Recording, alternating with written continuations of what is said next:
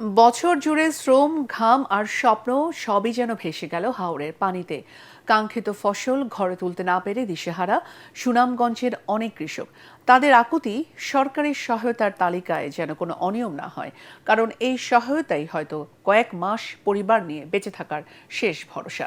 সুনামগঞ্জ থেকে এহসানুল করিম স্বজনের ক্যামেরায় মনির হোসেন তপু রিপোর্ট। এই যে পানি আইসা আমাদের বুকের উপর দিয়ে আমাদের সোনালি আবার আমরা নিজের হাতে ধান কাটছি, 1200 টাকা রোজ কামলা পাওয়া যায় না। এত কষ্ট করে জমিন কইরা তার বাদে কি করবো, নিজে কাইটা 1200 টাকা রোজ 2টা কামলা রয়েছি।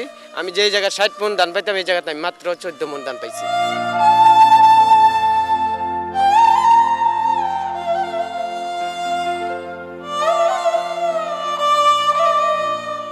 বুক ভরা আশা নিয়ে যে ধান ফলিয়েছিলেন হাওরের সেই সোনালী ফসলই গিলে ফেলেছে বৃষ্টির পানি। অনেকের ঘরেই উঠেছে প্রত্যাশিত ফসলের মাত্র 3 ভাগের 1 ভাগ। তপ্ত রোদের নিচে বৃষ্টির পানিতে পচে যাওয়া ধানগুলোকে বাঁচাতে আপ্রাণ চেষ্টা করছেন তারা।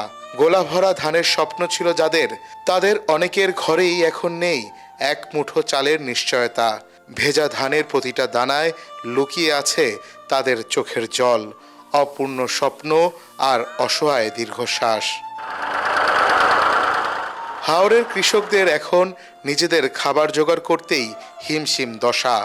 এর উপর গোখাদ্য সংকট এখন নতুন করে ভাবাচ্ছে তাদের।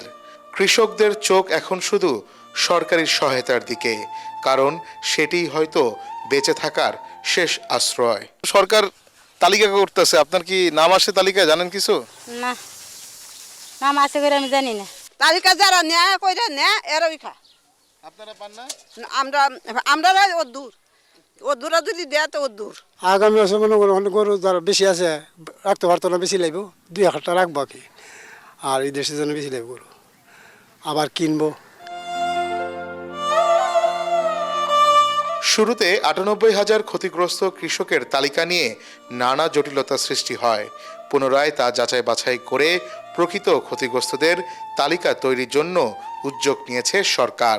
3 মাস কি দেওয়া হবে, যে টাকার যে একটা অঙ্ক, এটা হওয়ার কারণে মাঠ পর্যায়ে বিভিন্ন রাজনৈতিক সংগঠন থেকে শুরু করে বিভিন্ন পর্যায়ে আসলে মানুষের মধ্যে একটা মানে বিভিন্ন ধরনের অবস্থা তৈরি হয়েছে, বিরূপ অবস্থা তৈরি হয়েছে, যে কেউ যেন তালিকায় নাম বাদ না পড়ে, এরকম একটা বিষয় আর কি। যে তালিকাটা হয়েছিল সেই তালিকাটা নিয়ে আবার আমরা মাঠ পর্যায়ে, ইউনিয়ন পর্যায়ে আমরা আবার সংশোধনী এবং এটাতে কোনো সমস্যা যেন না থাকে সেটা সুচারুভাবে করার জন্য কাজ করছি। এমপি মহোদয়গণ আলোচনা করেই তারা তালিকাটা তৈরি করছে। সো তালিকাটা এখনও আসলে বেসিক্যালি চূড়ান্ত না, যে তালিকাটা আরেকটু রিভাইজ করে আমরা একটি যথারূপ এমপি মহোদয় সুপারিশ থাকবে, সেখানে ওই সুপারিশ সহ আমরা সেটা পাঠাবো। প্রাকৃতিক দুর্যোগ কেড়ে নিয়েছে কৃষকদের বছরের সঞ্চয়, তবুও হাল ছাড়েননি তারা। মাটির মানুষেরা জানেন ভেঙে পড়লে চলবে না, আবারও বীজ বুনতে হবে নতুন আশায়। প্রতি বছরই তারা ঋণ নিয়ে এই ফসলগুলো আবাদ করেন, কিন্তু এই বিভিন্ন দুর্যোগ তাদের সহায় সম্বল সব কিছু কেড়ে নেয়। তাই তারা দাবি জানাচ্ছেন সুপরিকল্পিতভাবে এই হাওর অঞ্চল ঘিরে সরকার যেন উদ্যোগ নেয়, যাতে তাদের এই দুর্ভোগ লাঘব হয়। মনির হোসেন তপু, এটিএন বাংলা, সুনামগঞ্জ।